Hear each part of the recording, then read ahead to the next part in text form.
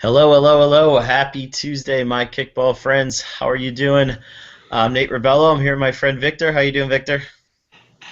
Awesome, Nate. What's going on? I Special hear birthday edition.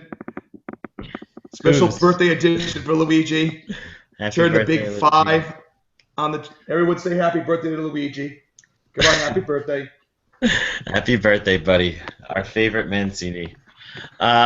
Victor, I don't know if you can believe it, but we're going into our last week of regular season games this week. How fast No does the more season go? kickball. It's done. It's not Kickball's done yet. leaving. It's not done yet. One of the better days of the week is coming up next Saturday. I'm excited for it. Uh, Speaking of, well, I guess we should talk about there were some not so good days last week. Unfortunately, at the fields, we had a little bit of an incident. I was not there to see any of it. We're not gonna talk too much about it because I would like to talk more about the positive things going on in our league than the negative. But Victor, you were there. You have more insight than I do. Yeah.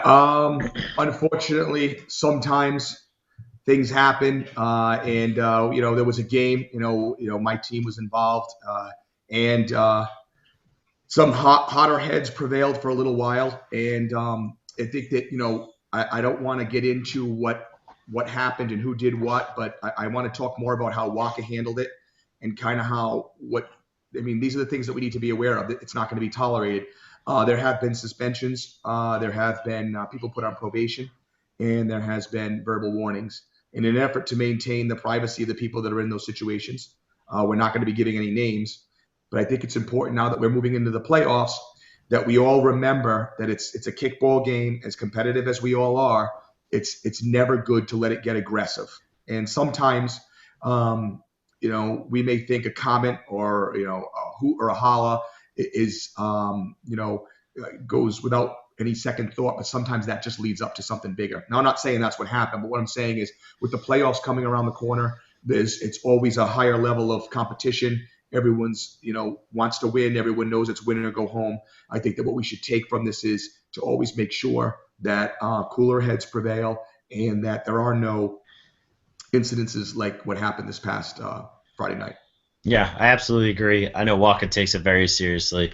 Uh, they're not going to take any of that.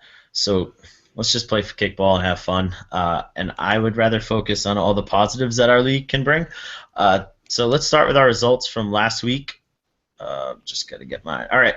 Uh, Recap. We had Sick Kickers winning 6-0 against Guacamole. We had our teams battle in a 14-9 game. That was the most runs PFK has ever allowed. And Victor, you think it's the most runs that Balls Deep has ever allowed. We'll talk about that after. Do it for the kids. 15-0 against Kicking It Old School. One beats Ball Aside 12-4. Tommy's wins a close one 5-2 against Sick Kickers. DTF and Whack-A-Mole tying 4-4. We talked about that game probably a month ago, saying it could be a battle for a certain place in the league. At that time, I said it was the second worst, the bottom two teams, but I guess I was off a couple of places. And finally, one beats Balls Deep 7-1. Let's start with our game, Victor. Sorry, 7-2. 7-2. I'm sorry, I must have copied it wrong from the site.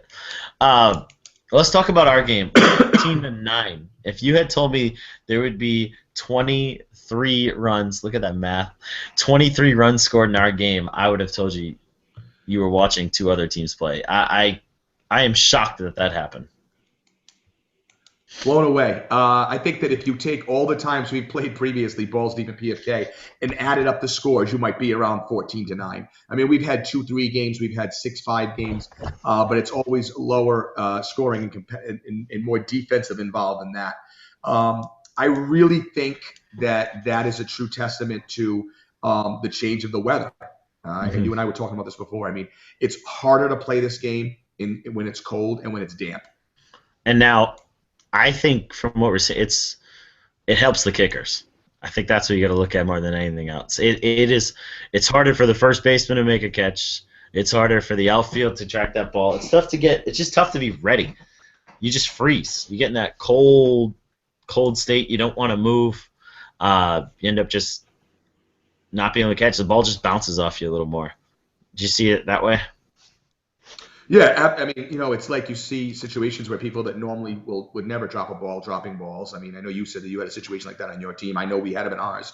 I also think the balls don't carry as far, and I don't know if that hinders how people are playing it defensively. And yeah, you know, more than anything, you got to stretch, you got to stay warm, you got to stay moving to be able to play in these conditions. I mean, it's not like we're playing in snow, but it was 35 degrees on Friday night by Yeah. 8:30. It was 35 degrees. That's the one nice thing about the Saturday playoffs is we will be starting at noontime. The 10-day forecast is as far as my phone will go, and that shows me that Thursday of next week is 67 degrees. So maybe we can get something like that because I could definitely play in that weather, no problem. Oh, I'm surprised you haven't broken out the Farmer's Almanac, Nate, looking at that day. I can't share that with everyone else yet. Other games I want to talk about. DTF, that tie. What do you think about that tie against Wacomole? Was everyone there for that game? Was there anyone missing? I mean, what's going on with that? I mean, we got Jim and Rachel come back into town and their team ties Guacamole. I mean, I love Guacamole, but I got to think they had to know that game was going to be important. Maybe they celebrated a little too hard beforehand that Jim and Rachel had come back. Yeah, 4-4. I'm not terribly shocked. I think I said that Wacomole would cover the 2.5 spread, but I thought DTF would still win, especially after they put a couple of games together against my team and I forget who else. But maybe Wacomole is just improving. Maybe they're feeding off of all of your positive vibes you're sending them. They are my team. Listen, Guacamole has a good time. Sometimes when you have a good time, things just jive. I do think they're getting better, though. There's no doubt about it. They understand. I think that they're, as much as of a good time they have, they're attentive when they're playing teams that they can learn from. I think they want to play better. I think they enjoy the group of people they have, and I think that's probably what's happened with seeing the season progress, and they're playing better. I didn't watch the game, so I can't comment further than that. DTF is, DTF though, man. They're either red hot or ice cold. That team. It's funny. I mean, we talk about it every season or every other Kickkast. They have the talent. They know how to play the game. They've been in the league long enough. I don't know what's going to happen. I mean, I hope they decide not to show up this weekend when we got to play them. But that's an important game for you. I was looking at the standings, and I know you've had a couple paper forfeits which really affect the standings, but you're in 7th place right now. And we're going to go over projected standings for the playoffs, but just to see Balls Deep's name next to the 7, regardless of what point of the season, is it's fascinating, especially when you see that your run differential is actually really good. So it's odd. That goes to show you that you have to feel the team every single week. And one of the things we had an issue with was we had 2 girls that were going to play. Obviously we had one girl get injured at the end of last season, so she couldn't play. And then we had another girl we thought we were going to land, and we didn't. So we went into the season with only 6, and then we ended up losing 1 halfway through the season. And then just life happens. We had weddings, we have business trips, we have the same things that every other team has. The difference is we didn't have enough women. And from what I understand, next season you have to have 6 girls to be considered a team. So hopefully that. I mean, even with 6 girls, we had that problem, but hopefully that won't be the case. Yeah, I understand. We have 8 girls on our roster, and we've still had weeks. I mean, when we've had weeks with 4, we've actually had multiple weeks with 4. The other game I want to talk about is 2 games. Is Sick Kickers. They're starting to show up. Sick Kickers shutting out Wacomole, which it's a Wacomole team that's been playing a lot better. We kind of talked about their run differential last week. We both said they would be in the negatives. They managed to cut it down to 0. They are absolutely even. And 5-2 against Tommy's. I was praising Tommy's a lot last week. I thought that game would not be that close. And 5-2. What do you think there? Do you think Tommy's a legit? Absolutely. I think that Tommy's is one of those teams that has, some weeks they have a full staff. Other weeks they may have less, but I definitely think they're legit. I think they have a lot of talent. I mean, how can you not say a team that stands for the national anthem before every single game? is fixed to go on a run or knows what they're doing.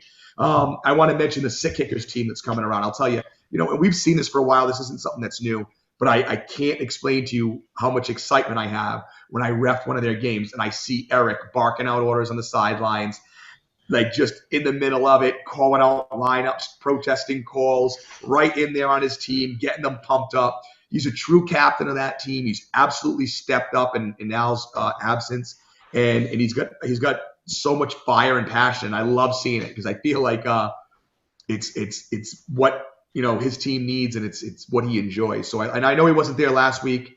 With the new baby, it's probably going to be hard moving forward, but it's fun watching him, get his team going. Mm.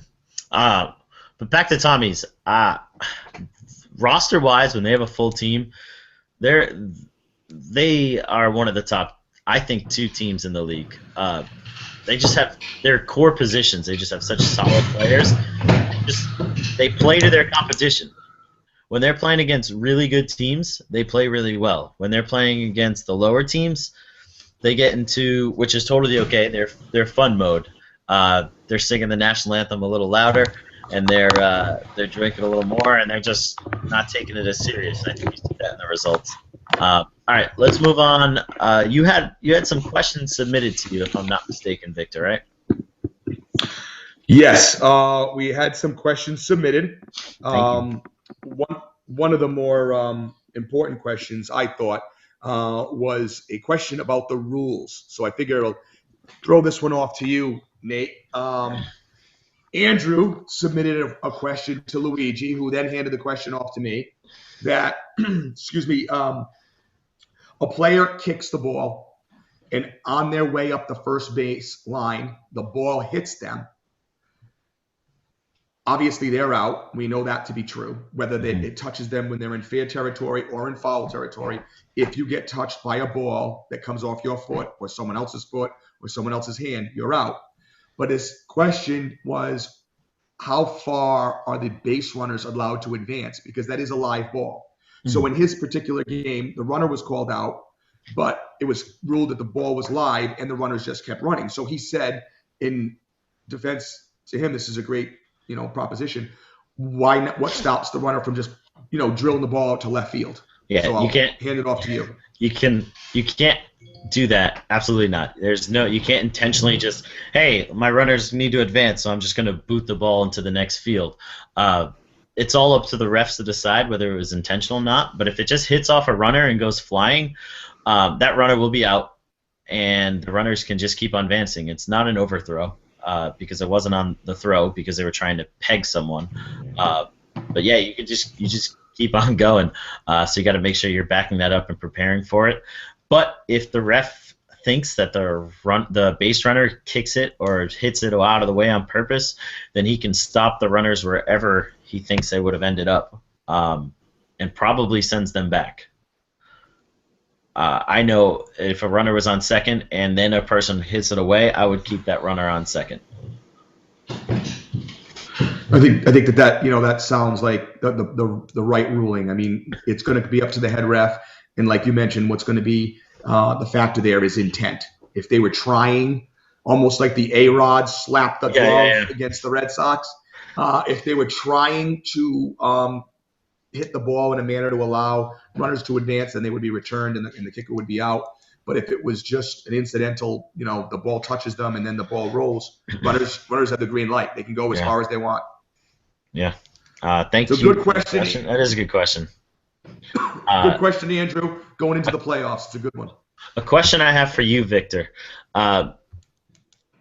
If the standings, if you were one of these teams that were kind of in that 5, 6, 7 range, would you rather come in 5th place or 7th place? So let me just, before you answer that, I want to break down our playoffs. 1 through 8 kind of get a bye out of the play-in round. So 1 through 6. So 7, 8, 9, and 10 have to play in a play-in round. So 7 plays 10, 8 plays 9. So if you're 7, you get to play the 10th place team. You probably win. And then you would play the 2nd place team. If I come in 6th or 5th, then I have to play one of the top 4 teams, and if I lose, I'm done. if you were one of these teams as a manager, what do you want, or a captain? What would you want to do? So, I'm going to answer the question. I would never want to throw a game. We don't ever want to throw a game to be in a better position. Of course not. But strategy is certainly is a factor in every aspect of managing one of these games. So to answer your question, I would absolutely much rather be the seventh place team. I'd rather get a game in the playoffs where my team can get their feet wet, get used to playing in a win or go home environment, play that 10 seed, hopefully get the win, and then roll in against a 2 seed, which isn't a 1 seed, but it's a 2 seed, and we're coming off a win. Maybe the 2 seed had to sit and wait for us to finish our game. Well, actually, it would be a different day, wouldn't it? I'm not. I think no. I think everything's going to be on that Saturday. Okay, so maybe they had to sit and wait. We're warmed up. Anything can happen, but I definitely would rather have the warm up playoff game first. Yeah, I agree. Especially in our league where there's not much separation between 1 and 4. You're going to play a great team regardless where you end up, so you might as well get another game in. I'd rather play kickball than not play kickball. So the more games I can play, the better. So if I can be guaranteed 2 games pretty much from that 7 spot, give it to me. If I'm in that 5 spot, I could be out 1 game and be done, and that's not what I want to see, especially when you have to ref probably 3 other games later. All right, I'm glad we agree. Things are always better when we do. All right, let's get on to next week's games because we are going very long today. I have balls deep 6.5 favorites against DTF. Yeah, balls deep. You want me to give you? Yeah. Is your full team? Are you gonna have enough girls?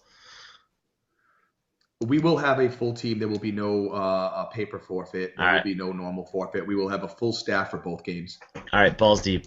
That's all I needed to hear. You're 7 runs better than them. 1 is 4.5 run favorites against Do It for the Kids. 1. I'm gonna go Do It for the Kids. I think you're going to see a focus Do It for the Kids who could help their playoff status. They do have a chance to be the 4th place team, depending how some things go. Don't think that's going to happen, but anyway. PFK as 1.5 against Tommy's. PFK. Let me rephrase. Hold on. No, I'm wheeling it back. I'm wheeling it back in. No. All right. I am going to say Tommy's. I'm going to say Tommy's wins outright. Okay. You heard that, team. Victor doesn't think we're going to win. I think we win this game. I think it's going to be close because every single game we've ever played against Yoko/Tommy's has been close, except for one of the championship games. But every other one has been tight, and I expect this one to be. I just think we're a little bit better. I honestly think Tommy's is the next best team after us. PFK is 2.5 against 1, as you see in that spread. I'm going to take PFK in this one. Okay. I also agree. Next game, Sick Kickers, 4.5 favorites against Ball Aside. Ball Aside. And earlier, did you say you thought Ball Aside's going to win outright? I did not. The only team I think it wins outright is Tommy's, but the 2 dogs I'm going to pick today are Ball Aside and Tommy's. Oh, that really changes the standings I asked you about earlier. I told you they're going to – I didn't say they're going to win outright. That's what I asked. Anyway, whatever. No, whatever. Are you picking any dogs? I said yes. Yeah. I meant to win outright. And you didn't mention whatever. Anyway, Whack-A-Mole, 6.5 against Kicking It Old School.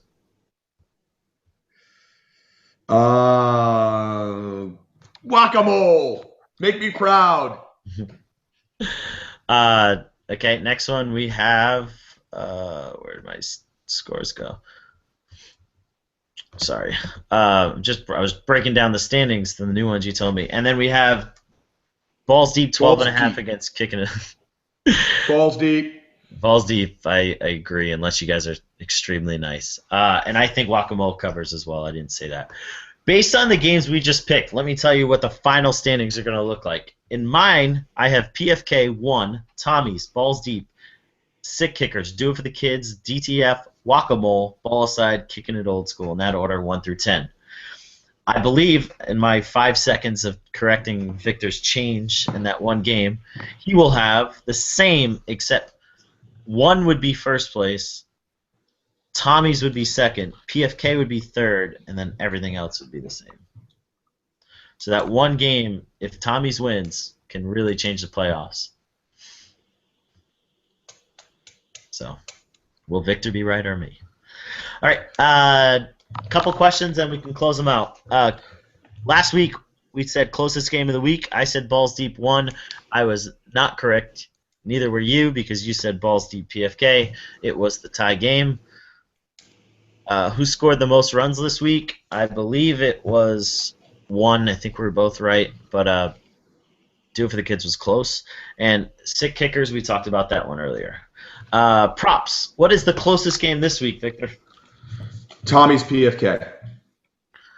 I agree. Tommy's PFK. And last one, we talked about it last week. Do It For The Kids has a +4 going into this week, and they play against 1. What will they be at the end? They're playing Tommy's, you said?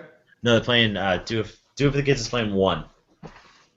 I say that they're at 1 now. I say they're going to be at No, they're minus. at 4. They're at 4 now. Oh, all right. Then I'm going to say they're going to be at -2.